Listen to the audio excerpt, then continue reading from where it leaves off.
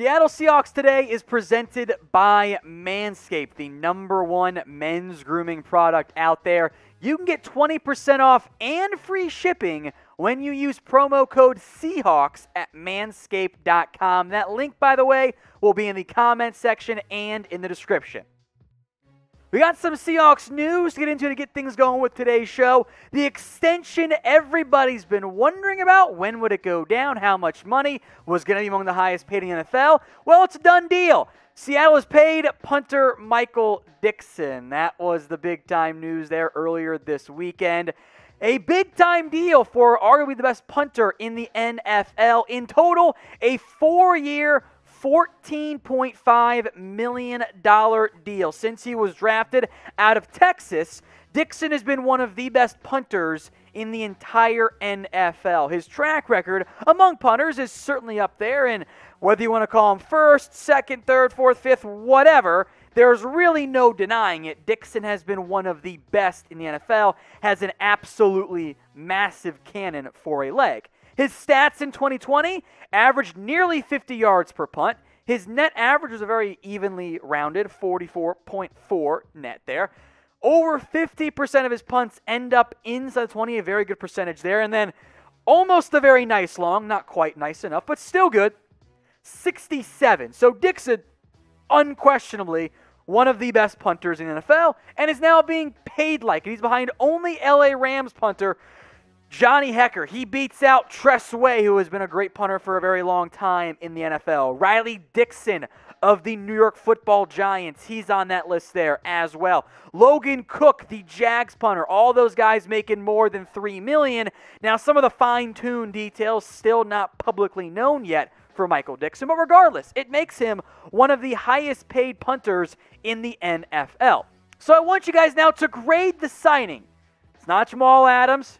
Tyler Lockett already got paid. It's not other players on this roster. So grade it for me. A, B, C, D, or F. How do you guys feel about the signing and the extension here of Michael Dickson? Now look, Michael Dickson is a great punter. I don't think there's really much argument to be had there. He's really good at it. He's fantastic. He is one of the best in the NFL. However, and this is why I'm not going to be as optimistic as everyone else is, he's just a punter. Though that position to me is not very valuable, and I know people might get mad at me for this.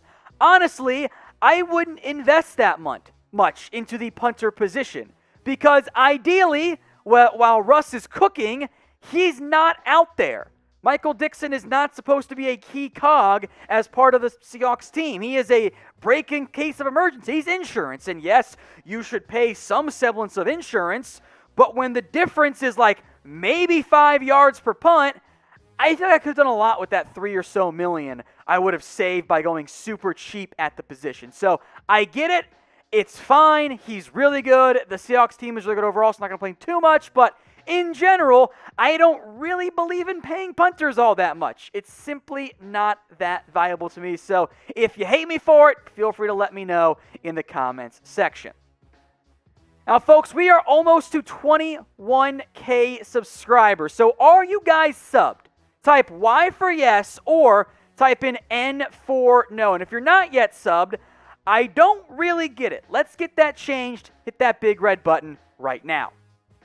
Couple notable jersey changes I wanted to mention here. Some fresh new numbers coming your way here. Quandre Diggs flipping from 37 to number 6. Carlos Dunlap is now going to rock number 8, which is a great number for an edge. Ahkello Witherspoon is going to rock number 2, which I think is a great number for a corner. Darrell Taylor now going to wear number 52. That's an upgrade over 50. It's a very small difference, but 52 looks so much better to me than 58. And then Damarious Randall will now wear number 23. Speaking of changes, if you're not already using the Lawn Mower 4.0, maybe time to make that change. Head over to manscaped.com and use promo code Seahawks right there, bottom of your screen, to get 20% off and free shipping on all their great men's grooming products, including the brand new Lawn Mower 4.0. It's new and improved in the end. Better ergonomic design, better charger, better battery life, and by the way, multiple heads, so you can adjust just how tight you want to take that trim and that shave down south in the end. And of course, there's a whole lot more than just the Lawn Mower 4.0 available at Manscaped. So head over, manscaped.com, and don't forget to use promo code Seahawks for 20% off and free shipping. Let's take a look now at the tight end position here for Seattle amid some reports out there that Will Dissly could be a surprise and that the tight end position is one that's up for grabs. And I'm not sure how sold I am on this being a true competition, which we'll get to here more in depth. Now, Seattle this past year targeted tight ends 106 times. Now, a lot of those targets are gone. Greg Olsen's out. Jacob Hollister did not return. Luke Wilson has bounced around anyway. Gerald Everett, the tight end from the Rams, was the big signing this offseason. A 1 year, like $7 million deal. Played with some salary cap stuff to make it a bit more palatable on the instant salary cap impact here. Will Dissly, meanwhile, is tight end 2. And we will talk more about Dissly's impact here, noting that Colby Parkinson is probably going to be tight end 3 for this team. Everett, however, is someone I am anticipating having a huge year for Seattle. Back-to-back 400-yard seasons, and he's only had 3 touchdowns the past 2 seasons, and the drops have been an issue. But he knows this offense. He comes over along with new offensive coordinator Shane Waldron. And those of you who have watched the show for a while know that I am projecting Everett to have a legitimate breakout season.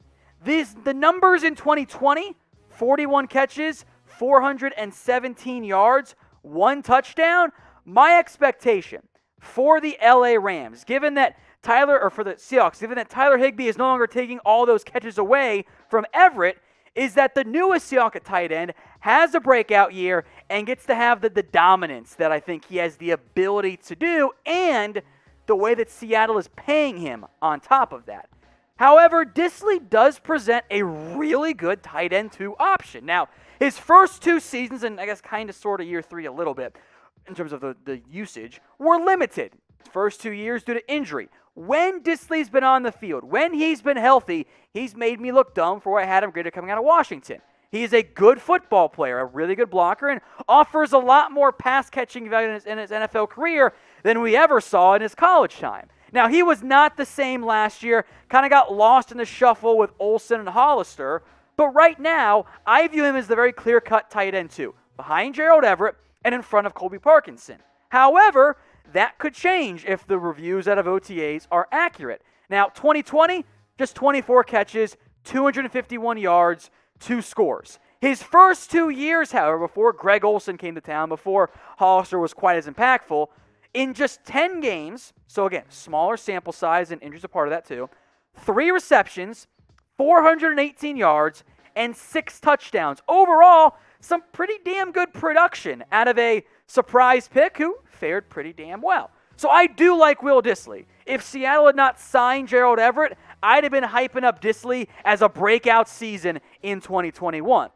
But I wonder if Everett will be the dominant guy here. So make your predictions for me. Pick one of these tight ends. Who is the number 1 guy who balls out, who has the breakout year? Get your votes in for me right now in the comments section. Type GE for Gerald Everett or type in WD for Will Dissly. As I've kind of implied and outright said already, I'm putting my money on Gerald Everett. And that's not a dig at Will Dissly. If it comes off that way, I'm sorry. I think Everett, though, for the investment from Seattle, for the money that they paid him, for the role I think he's going to play in this offense, I think Everett ends up having the legitimate breakout year and balls out in 2021. Folks, thank you all so much for making it all the way through today's video. If you haven't already, and you guys want almost daily YouTube videos on everything around the Seattle Seahawks, hit that big red button and subscribe today.